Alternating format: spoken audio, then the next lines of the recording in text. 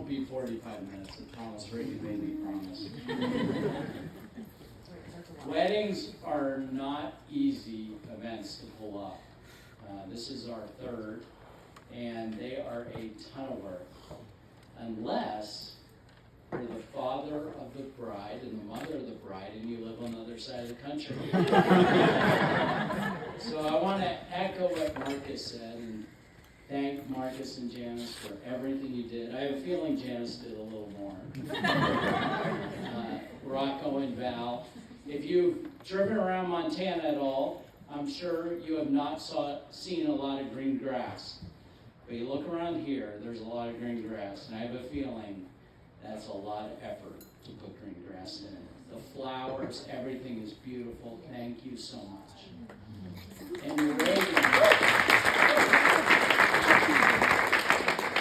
Reagan also put in a lot of effort of the details. All these notes and everything else. I know, Marky, you probably helped too, but I have a suspicion Reagan and Janice probably took a heavier load there. So thank you so much. We are so grateful that we get to share this with you. I have 8 kids, 2 girls and 6 boys. And I will tell you, I have never worried about the boys and who they would marry. Like, the boys just haven't stressed me out. 2 years ago, Pierce married Taryn, and we just love her to death. She's been a great addition to our family. She's been awesome. But from the day that Riley was born and when Reagan was born, if you don't have a daughter, you wouldn't understand. But a father of a daughter worries about those girls from day one. And I have prayed for the right men come in their life. I think as a man, you know that there are a lot of losers out there. There are so many losers out there. It's so easy to catch a bad one. And it's hard to get a good one.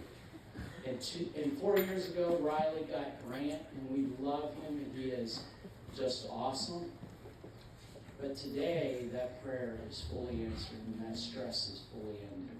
Because Marky is a prince, and he treats Reagan like a princess.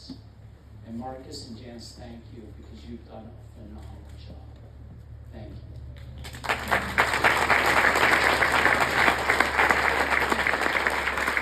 Of our 8 kids, Reagan is by far the most adventurous. Now, Pierce gives her a run for her money, but there's no one else close. Like, we go on vacation, Reagan's like, we got to go on a crazy hike. We got to do something nuts. We went to Hawaii. I think she was 12 years old. We all went surfing because Reagan demanded we go surfing.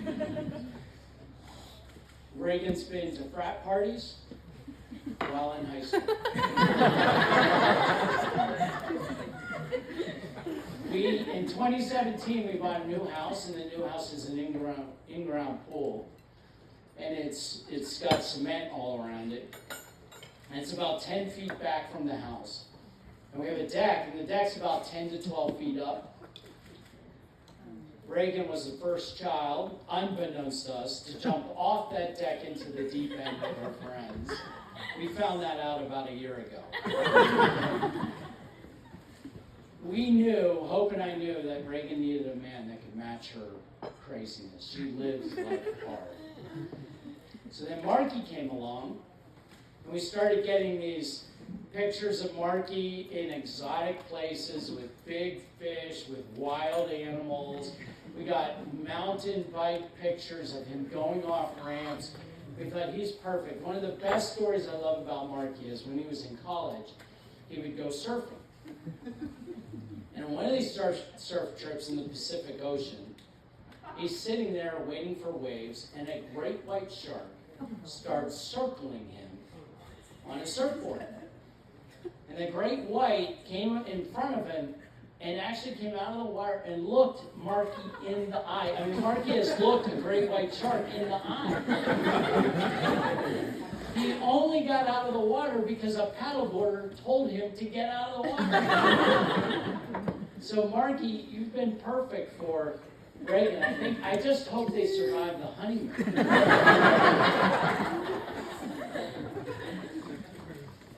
One of the Bible verses that has intrigued me is John 15:13. And the verse is, no one can have greater love than to give his life for his friends. And that verse has intrigued me because obviously Jesus was talking to his disciples shortly before his crucifixion, so that makes sense. There is no greater love than what Jesus did for us as our Savior. But what's intrigued me about it, or what's confused me about it, is why would God point out that as the greatest love when we don't get the opportunity? Many of us don't get the opportunity to participate. We don't get to give our lives for other people. Many do. But for the vast majority of us followers, that opportunity doesn't come around. But I've thought about it, and I've realized that when we're born, God grants us a certain amount of life. And it doesn't matter if you're rich or you're poor, you're white or black, or male or female, he grants us this gift of life. And I kind of envision it that he gives us a bucket of life. Some of us get 75 to 80 years. Some of us might get 100. Some may get 50. Some might get a lot less. But we don't know what we get. We decide how we're going to spend that life. From that day forward, everything you do. You watch TV, you're taking some of that life out. You play games on you play games on your phone, you're taking some of that life out. You go for a walk, you hike, you exercise, you spend time with friends, you're taking some of that life out. And I came to the realization that any time you give that life to another person, you're giving what God is talking about, what Jesus is talking about. You're giving the greatest type of love. And as I've watched Marci and Reagan over the last couple of years, I've seen them give out of their buckets to each other in incredible ways. Shortly after dating, Marci flew into Baylor for a weekend. I don't think he was on the ground for 24 hours. He wanted to have an important conversation with Reagan, and he did that. Reagan's flown to London for a weekend. They've spent time investing in each other. They've dated virtually. So you think about that, you think of just, they FaceTime. How was your day? But they went so much farther. They did geo-guessers, where they would pick locations and play games of pick the location to learn about important places in my life. That was taking my time out of that bucket. It was taking life out of the bucket for each other. They did a PowerPoint about what they thought each person's life was like growing up. Think about that time and investment. Marci's PowerPoint. Reagan was born in November of 2002.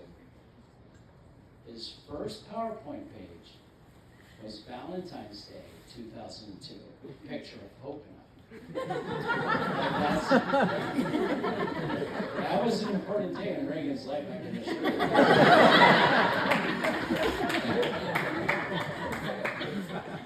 But they've not only done fun things in investing in each other, they've also invested time in their faith.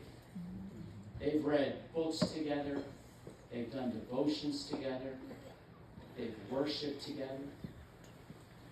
They went through the Psalms. There's 150 Psalms. They went from 150 to 1 Psalm a day together.